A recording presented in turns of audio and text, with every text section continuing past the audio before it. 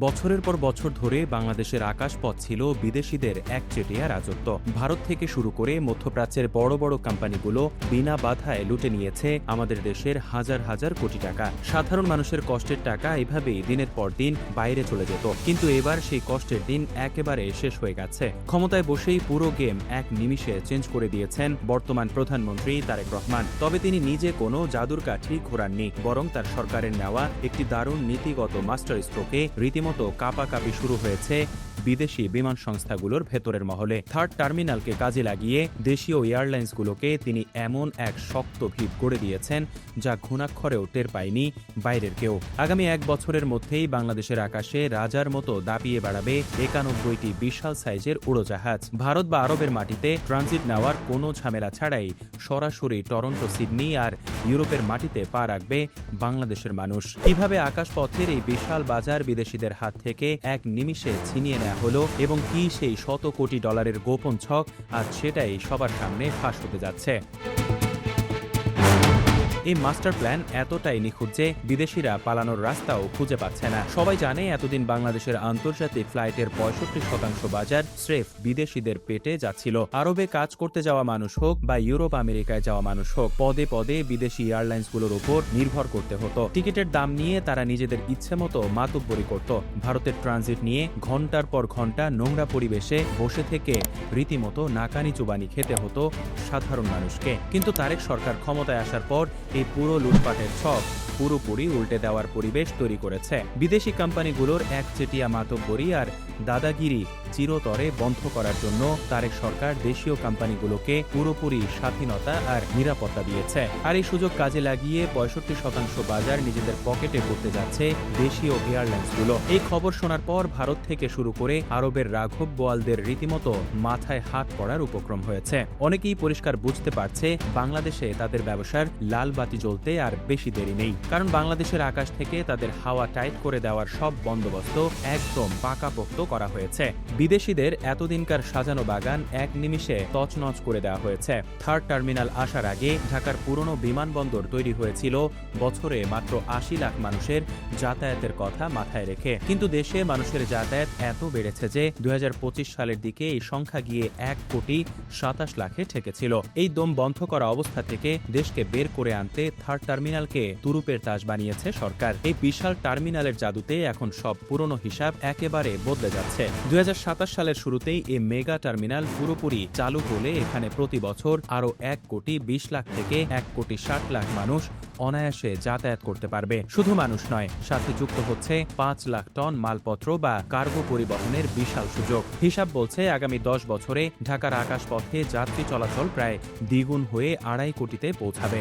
আর এই বিশাল বাজার নিজেদের পকেটে পড়তে তারেক সরকারের সরাসরি নীতিগত সহায়তায় দেশের এভিয়েশন খাত এমন এক দাঁত ভাঙা জবাব দিতে যাচ্ছে যা দেখে বিশ্বের বাঘা বাঘা দেশগুলো ঘোল খেয়ে যাবে। এতদিন যারা বাংলাদেশকে নিয়ে ছিনিমিনি খেলছিল তারা এখন রীতিমতো হাবুডুবু খাচ্ছে। থার্ড টার্মিনালের বিশাল ধারণ ক্ষমতাকে কাজে লাগাতে দেশের প্রধান 4টি এয়ারলাইন $100 কোটি এক বিশাল রেকর্ড সম্প্রসারণ পরিকল্পনা হাতে নিয়েছে। বিদেশিদের চরম শিক্ষা দিতে দেশের 4টি প্রধান এয়ারলাইন্স এখন 8 ঘাট বেঁধে মাঠে নেমেছে। আর এদের নেতৃত্বে আছে সবার পরিচিত রাষ্ট্রীয় পতাকাবাহী সংস্থা বিমান বাংলাদেশ এয়ারলাইন্স। এই সংস্থাটি 2027 সালের মধ্যেই তাদের বহর 52% বড় করতে যাচ্ছে।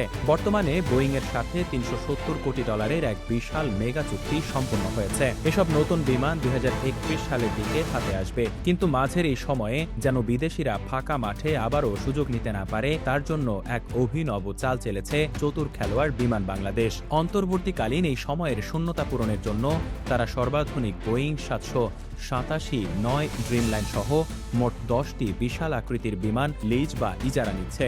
সব মিলিয়ে বিমানের বহর গিয়ে ঠেকবে 29টিতে। এতেই বিদেশিদের হিমশিম খাওয়ার দশা তৈরি হয়েছে। অর্থাৎ মুখে কুলু পেতে বসে থাকা ছাড়া তাদের আর কোনো উপায় নেই। আকাশপথে এমন ভয়ঙ্কর আগ্রাসী নীতি আগে কখনো দেখেনি কেউ। এদিকে দেশের বৃহত্তম বেসরকারি বিমান সংস্থা ইউএস বাংলা এয়ারলাইন্স যা করতে যাচ্ছে তা শুনলে ভারতের ট্রানজিট ব্যবসার কফিনে শেষ পেরেক ঠোকা হয়ে যাবে। ইউএস বাংলা দেশের ইতিহাসে সবচেয়ে বড় বেসরকারি বহর কেনার উদ্যোগ নিয়েছে। তারা $1.11 বিলিয়ন খরচ করে আরও 21টি বোয়িং 737 8 উড়োজাহাজ লিজ নিচ্ছে। এদের মূল টার্গেট হচ্ছে চট্টগ্রাম ও সিলেট থেকে সরাসরি আন্তর্জাতিক ফ্লাইট চালু করা।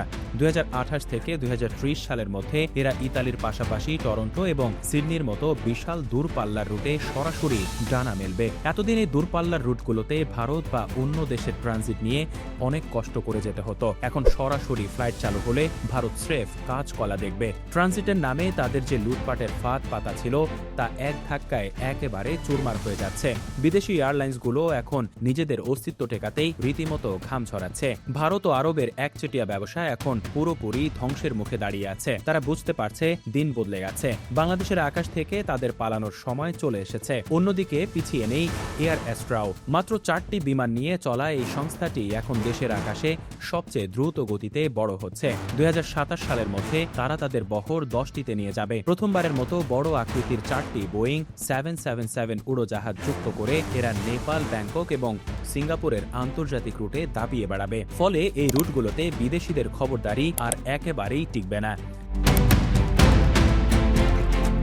তাদের মুখে রীতিমতো ছামা ঘষে দেয়া হয়েছে। অন্যদিকে লিজের মারাত্মক সংকট কাটিয়ে নভ এয়ারও চমৎকারভাবে ঘুরে দাঁড়াচ্ছে। চলতি বছরের শেষ নাগাদ নতুন বিমান যুক্ত করে তারা দুবাই, শারজাহ এবং মাস্কাট সহ মধ্যপ্রাচ্য ও দক্ষিণ পূর্ব এশিয়ায় সরাসরি ফ্লাইট চালুর জন্য খুব জোরে সোরে কাজ করছে। এই নতুন আন্তর্জাতিক ফ্লাইটের জন্য তারা বিশ্বের সেরা বোয়িং এবং এয়ারবাসের মূল্যায়ন করছে। আরবদের ব্যবসায় চরম বাস দিতে এই একটা মাত্র পদক্ষেপই যথেষ্ট।